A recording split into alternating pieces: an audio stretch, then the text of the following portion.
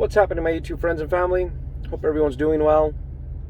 Been trying to get this video out now for a couple days, and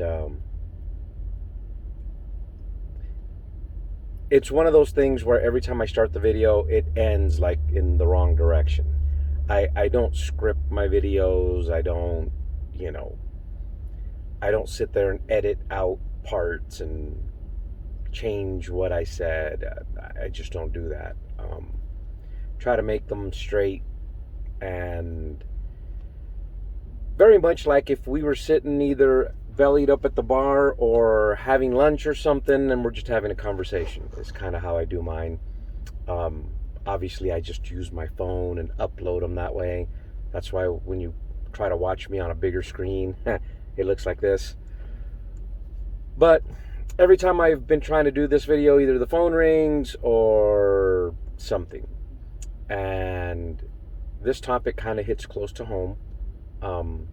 It hits close to home for all of us, right? Those of us that are driving now, earning a living with these trucks, it hits close to home because it could be us on any given day, right? And it should be an eye-opener for all of those looking to get in.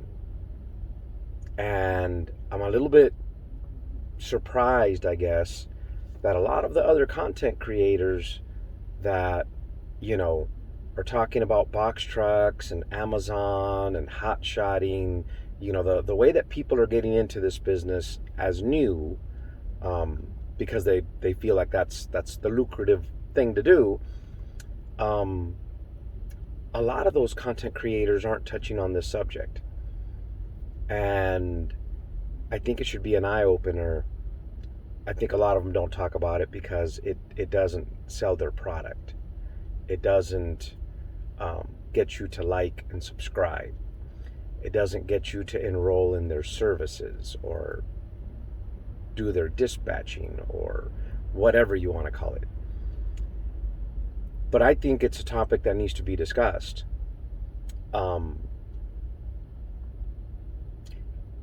I think we all need to realize not only do we put our lives at risk when we get behind the wheel, but we put ourselves at risk in terms of liability. We put ourselves at risk in terms of our freedom. We put ourselves at risk and our family at risk in multiple ways. And so this driver that got 110 years, some people are losing their minds over it. If you break it down to like the simplest thing, it's 27 years per each life that he took. And then if you throw in how many other people were injured, all of the property damage and everything that goes with it, when you break it all down, it's not as steep as you might think. I think it's a lot. I mean, don't get me wrong. It's the rest of this young man's life, and I feel tremendously for him. Every generation of trucker has one of these stories.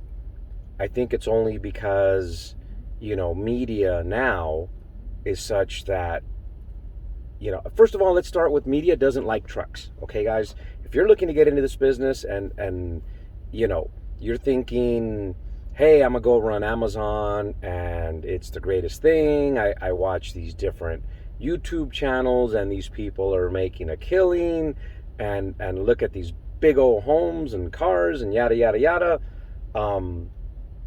Understand that the media and the public in general they don't like trucks. Okay? Just listen to any news, traffic report or whatever, and trucks are always portrayed as the bad guy. A semi truck could be stopped for just regular old congestion, and someone rolls up behind and rear ends that truck. It's a car, and it's not, oh, a car rear ended a semi. That's not how they report that. They report a big rig involved accident or an accident involving a big rig, we're always portrayed as, the deviants of the highway. Media doesn't like us. Watch any media report on trucks and they don't like us. It's always been that way. From the very first time I got behind the wheel of a truck, I noticed it. It's like, man, why do we always get made look like we're the villains? We are one of the most regulated industries. I mean, I get that healthcare is more regulated. I get that. And I get that certain industries have a lot of regulations also. But we are one of those industries where you can pick up a load in California and cross 8 states, and contrary to popular belief, it's not the same regulation in every single state. And as a lot of us learned kind of in shock, the laws aren't exactly the same in every state. Colorado apparently has a very funny sentencing standard for this type of thing. Anyway, so the purpose of the video is we need to open our eyes to the exposure that we put ourselves to. There's a reason why, the insurance requirements are so high in this business. There's a reason why the insurance is so expensive in this business. We come from oil field, and so just to give you kind of a breakdown, we need to have $1 million commercial auto. Then we need $2 million general liability. And then we need a $5 million umbrella. Some companies require $10 million umbrella. On top of that, we need $1 million pollution liability. We need another $1 million contractor liability, and then another $1 million downhole policy. And that's not including workman's comp, another $1 million.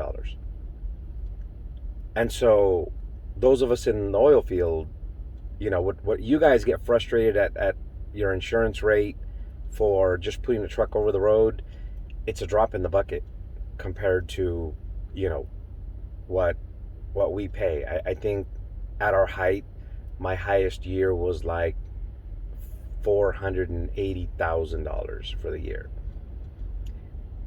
And it's funny because it's multiple policies. So at that point, it's not like you go to Progressive and they say, give us, $10,000 down and pay $40,000 a month. Doesn't work that way. You have to actually go to a bank and they finance it for you. I'm laughing to keep from crying. Anyway, and so I kind of want to touch on some things and open up the eyes and maybe even some discussions. Hell, I wouldn't even mind going live later on if some of you guys actually post down below and say, yeah, do it. I thought about doing it now, but I never go live, and I get this feeling that if I do, I'm going to sit there all by myself and no one's even going to check in. But so some things to consider in this young man's situation. I'm just going to kind of blurt out what I know because that's what the media released. I don't know it because, it's like court documents that I saw or anything. So some of the things that came out is he apparently did not do a pre-trip inspection. And so that sets any law enforcement agency down the path of negligence, because picture an aircraft pilot that doesn't do a pre-flight inspection. And he takes off and then he finds out, hey, my left wing flew off. Negligent? Bad luck? An accident? You see where I just went with that? And unfortunately, even if the young man got out and, checked his truck, if he didn't do the paperwork, it's like it didn't happen. And so let that be lesson number 1, guys. Always, always, always do your pre-trip and fill out the paperwork. If you're doing an e-log where all you have to do is check the box, don't forget to check the box. No, it wouldn't have gotten him out of trouble, but as the prosecution presents its case, it's step one in, that trail that leads down the road of negligence. And so people say, well, he couldn't speak couldn't speak English, and he couldn't read the signs. So, funny story, my mom actually had a CDL. No, she wasn't a trucker. My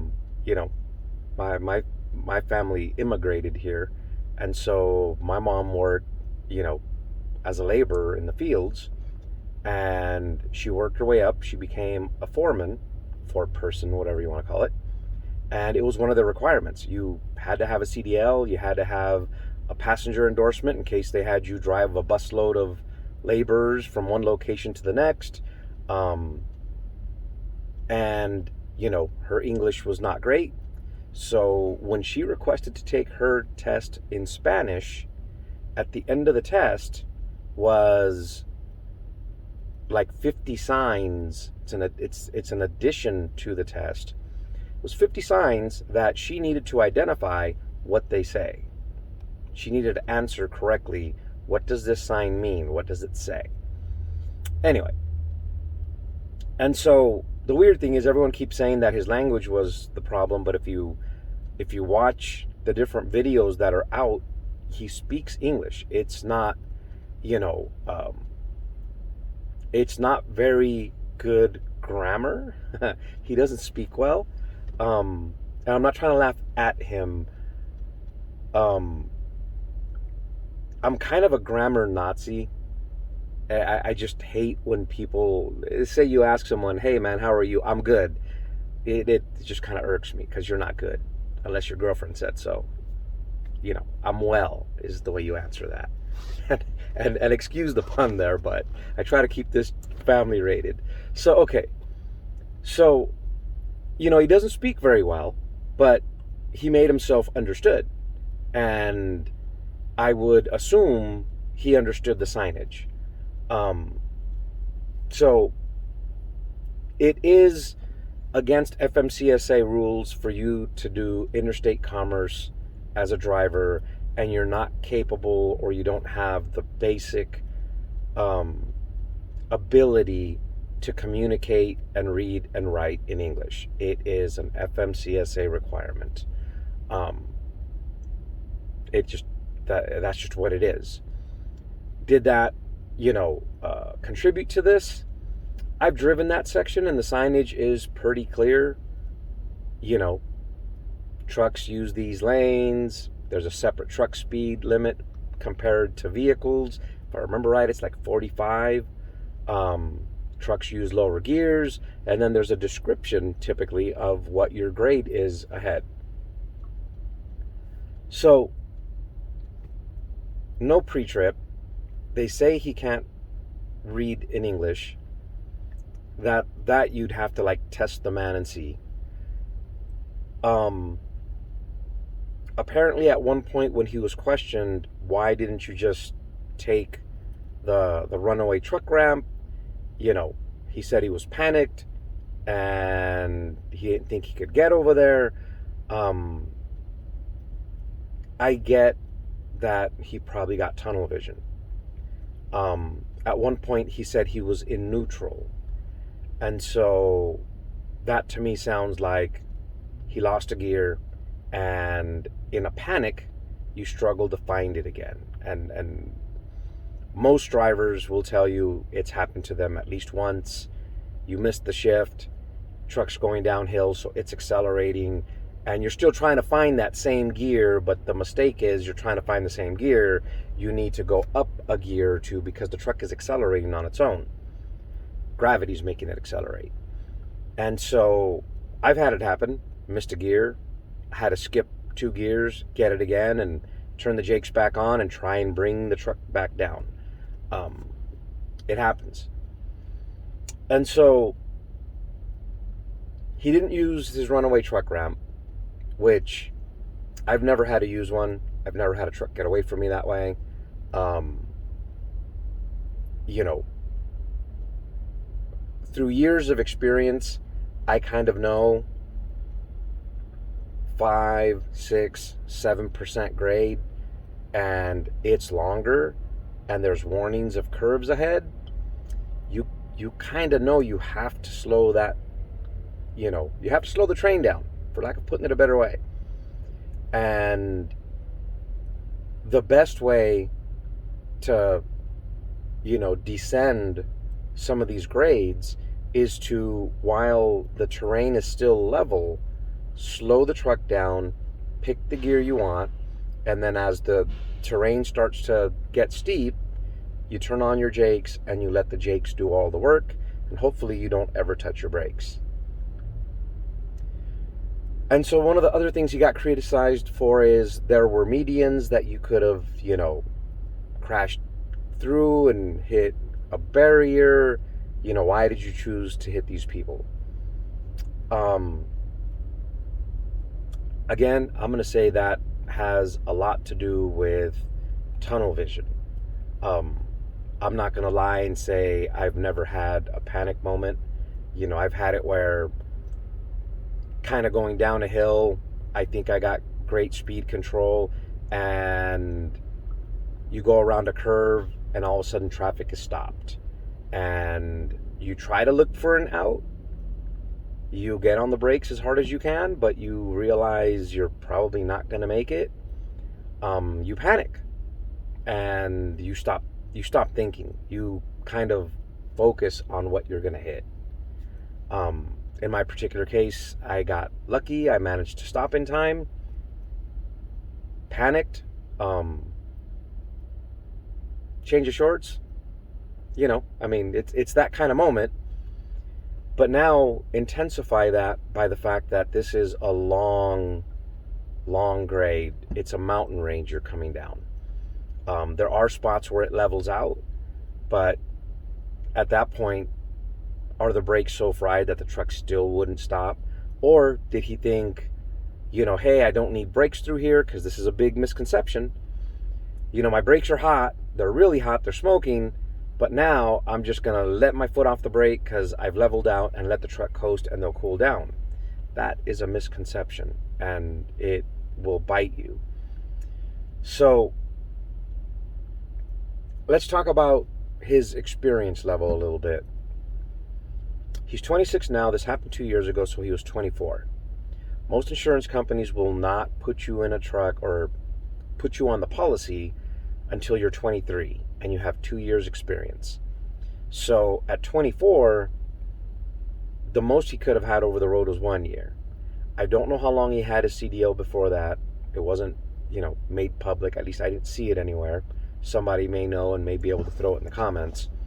But if he got his CDL earlier, let's say he was before he was 21, and he lived in Houston, most likely his experience driving was local to Houston. If he got his training in Houston, in other words, he went to like a school or something, Houston does not have the kind of hills that I'll call Houston area hills. They're rolling hills, but they don't have anything there that even will come close to duplicate what Colorado has. If you've ever driven through or to Colorado or the Pacific Northwest somewhere, or even the hills in Pennsylvania and West Virginia, Houston has nothing to prepare you for that. You can't adequately train a driver to handle mountain range in Houston. And so, who do you blame for that? Not everyone's going to be born and raised, in Colorado and know those streets well enough. It's just not it. I got my CDL before I was 21. I worked for a local company, but within a 100-mile radius of where we serviced, I had the Grapevine, I had the, oh, what do they call it? Uh, Tejon Pass over towards like Barstow, going up to 15. And we had the Conejo grade, which was like right in my backyard. And so I got hands-on with those. Um, I got hands-on experience that way. And when I went over the road, I already kind of knew how to handle grades. You know, I can see a sign if it says 7% for the next 7 miles. I start slowing down even if I don't see a speed limit sign that says to go slower, because I already know. I don't think this guy did. And so a lot of things kind of worked against him. At one point, apparently, he was a neutral. Um, I don't know if that truck even has Jakes. And I know some of you are shaking your head saying, what kind of stupid statement is that? If you look at the truck, it's an FLD 120. And so I believe they quit making those in the early 2000s. In fact, I want to say 2000 was the last year of it. I could be wrong. But that's an older design truck that started in the early 90s, and it had like a 10-year run. Anyway, back when that truck was being made, you weren't forced to take the power plant that Freightliner offered. You know, right now, if you go to Freightliner's website, you know, they'll show you the DD13 and the DD15 or the 16 if they still make it. You know, it wasn't like that back then. You could get yourself a Cat, Cummins, Detroit. You had your pick. And when you picked the engine, then there was a whole series of boxes to check for that engine. And then it just depended on which one you wanted. So in fact, I have a friend that has an FLD 120. If I remember right, I think he said it was a 94. And he has a Detroit in it with no Jake brakes. Something to think about, right? Did he have Jake brakes? And did someone explain to him, you don't have Jake brakes, you need to crawl down this hill? So the other thing that the media has been throwing out there is that his brakes failed. I kind of have an issue with that statement, because what most likely happened is he experienced brake fade. So the brakes technically still function. You apply pedal pressure, it sends air to the chamber, and the pads apply pressure against the drums. I believe all that was still working, but what happened is he overheated the braking system and it lost its effectiveness. I think if the brakes had failed and they weren't working, they would not have been smoking. They were smoking because they were abused. That's what happened. The brakes were used beyond their performance envelope. They're not capable of holding back the truck for that long a period of time with you riding the brakes. Now, if this driver made the mistake and came into the hill at a really high rate of speed and then try to slow himself down, that's a losing battle. That's a losing battle. And it's why they give you these speed limits, because these brakes cannot, on that steep an incline, I don't remember what the percentage is there, but let's just say you have a 70% incline and you're doing 70 miles an hour and you weigh 80,000 pounds, and you try to, with brakes alone, bring the truck to a stop, you're going to have a very disappointing day. Anyway, so his sentence, that's what everyone seems to be like really in an uproar about. And the reason I said earlier, you know, we're one of the most regulated industries, understand that the reason I say that is not every state has the same laws. Different states have different ways of assessing points against your driving record for the violation. Different states have, as we're learning in this case, the minimum sentence, and in their case, you cannot. It's not a concurrent sentence; it's a consecutive sentence. And so, what does that mean? If he could have concurrent sentencing, and 4 of the charges were 25 years, he would do 25 years and satisfy all 4, because they would run them concurrently, or an easier word to understand is simultaneously. When you do them sequentially, when one is done, the other one starts. And then when that one's done, the other one starts. And when that one's done, the next one starts. A lot of people are pulling out the race card on this. I'm going to throw out a couple ideas. I'm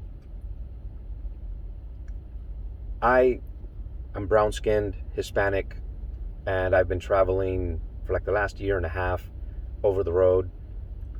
I don't really feel like people are racist against me in any way. And I'm one of those people that I don't care about the color of your skin. You're a driver, and I give the same courtesy to someone that looks Indian versus someone that looks Hispanic versus someone that's, African American. We're all drivers trying to feed our families out here, and everyone in my book is the same. But that doesn't mean everybody thinks that way, right? Having said that, I don't feel that the judge or the jury has a distinction or a separate consideration for color. I think the jury, looked at the charges that were pressed, and most juries would study what exactly does this law mean. Is this the appropriate law that was broken? Now, the jury may not or didn't consider or understand what the sentencing rules were. Would they have thought differently about what they convicted him of, simply based on, if they'd have known it was going to be a 110-year sentence, would they have looked at it differently? I don't know. Another question that, in my mind, would have things turned out different on that jury had there been a couple truck drivers on the jury. I mean, they say we're being judged by our peers. To me, our peers are truckers. And, if I were that driver, I would want Class A CDL drivers, judging me. We judge each other all the time when we're laughing at each other trying to back into a stall at the truck stop, right? But having said that, I believe the jury, in most of these cases, don't understand trucks. And like I said earlier, the media makes the public in general not like us. That's for one. People think of us as unbathed, dirty individuals that pee and poo on the ground. We're vagabonds. No one loves us. We don't have family. That's why we live in these 60-inch boxes. And that's and unfortunately the general perception of a lot of people. Not everyone, obviously. There are people that appreciate what we do and legitimately appreciate what we do. So the only person that really had, the power and the foresight to make this thing work would have been the prosecutor.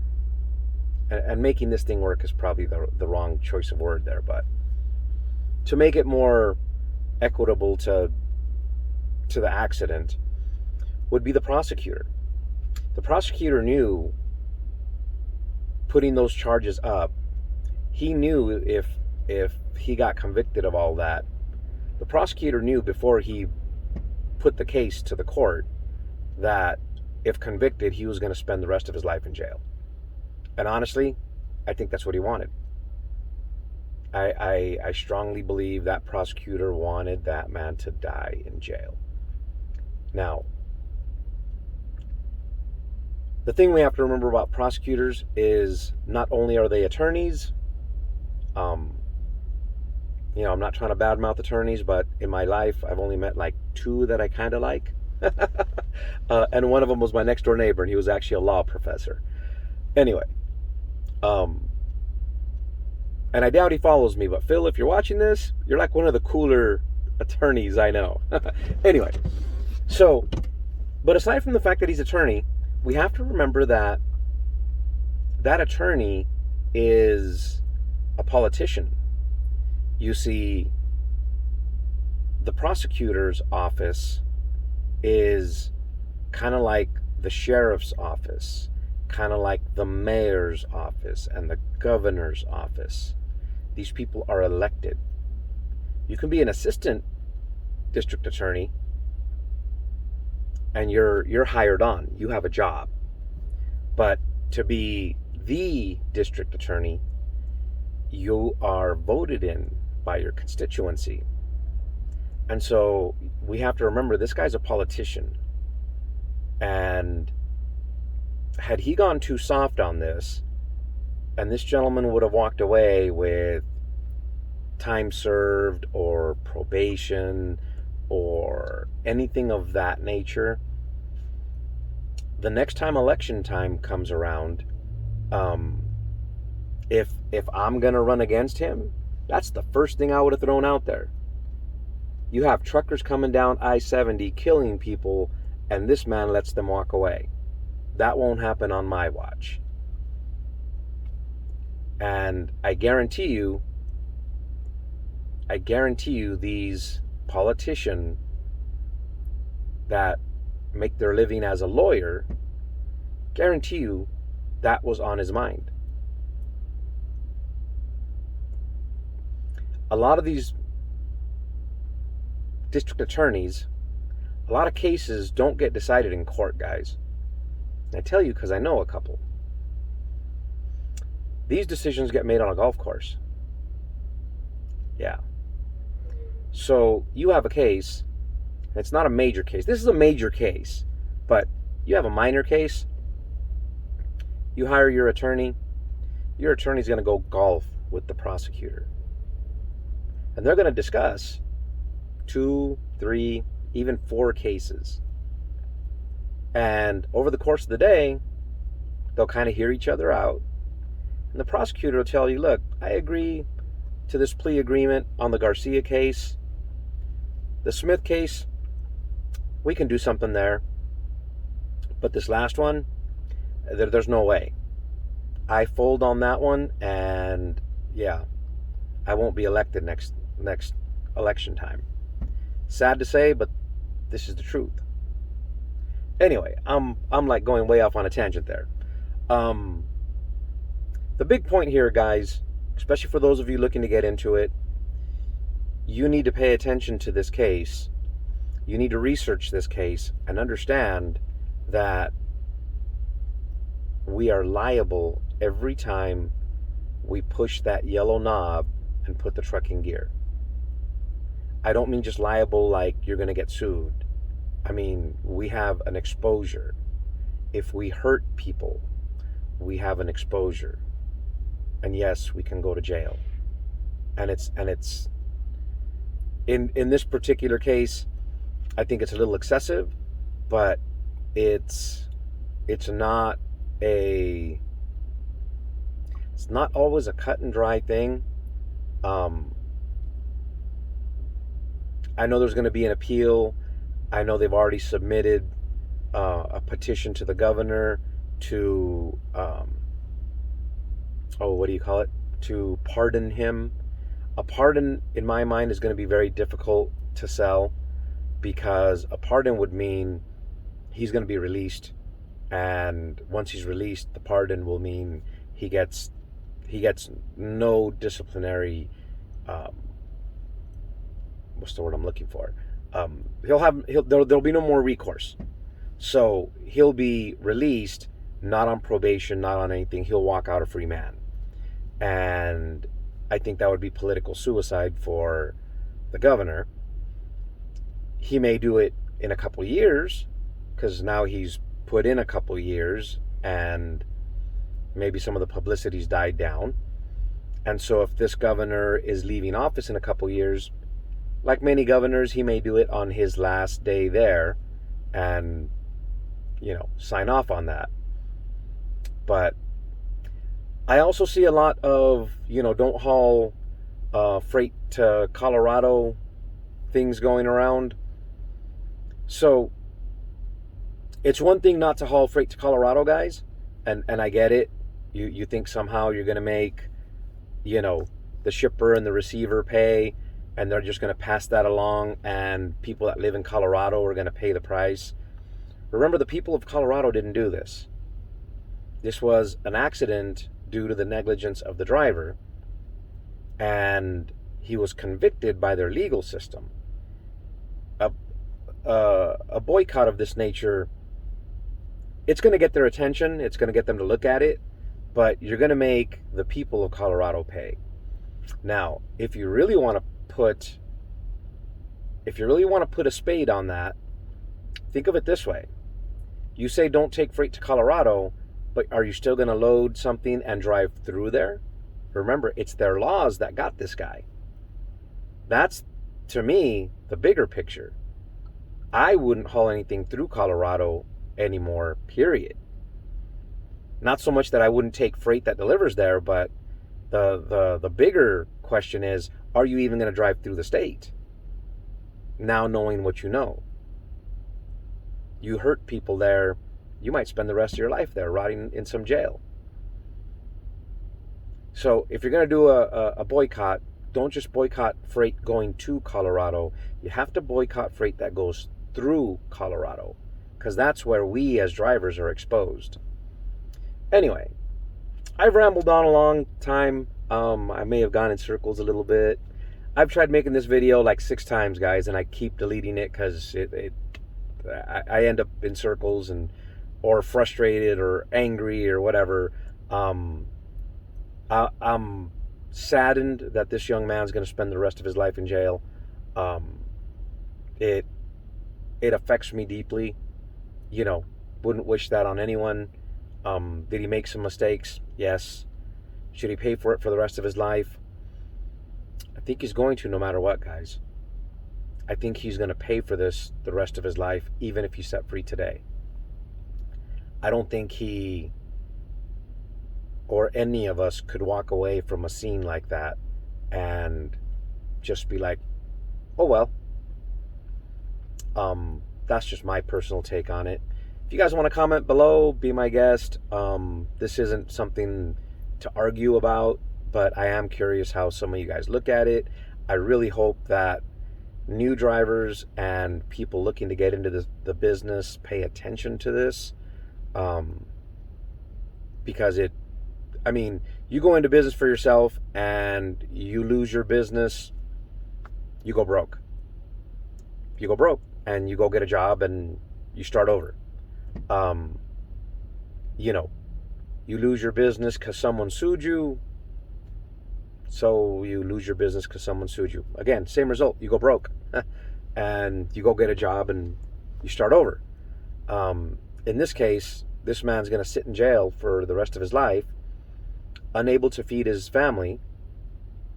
That's like the side kick to this, right? He can no longer feed his family, and I don't remember if he has kids or not, but recitals, karate practice, graduations, weddings, he's going to miss all of that. And some would argue it's only fair because he killed 4 people, they're going to miss them forever. I totally get that. I do. I think 110 years is still harsh. But anyway, I got it off my chest. I've been needing to talk to someone about this. As always, guys, thanks for watching. I hope I didn't bore you to death. This is a long video for just this topic.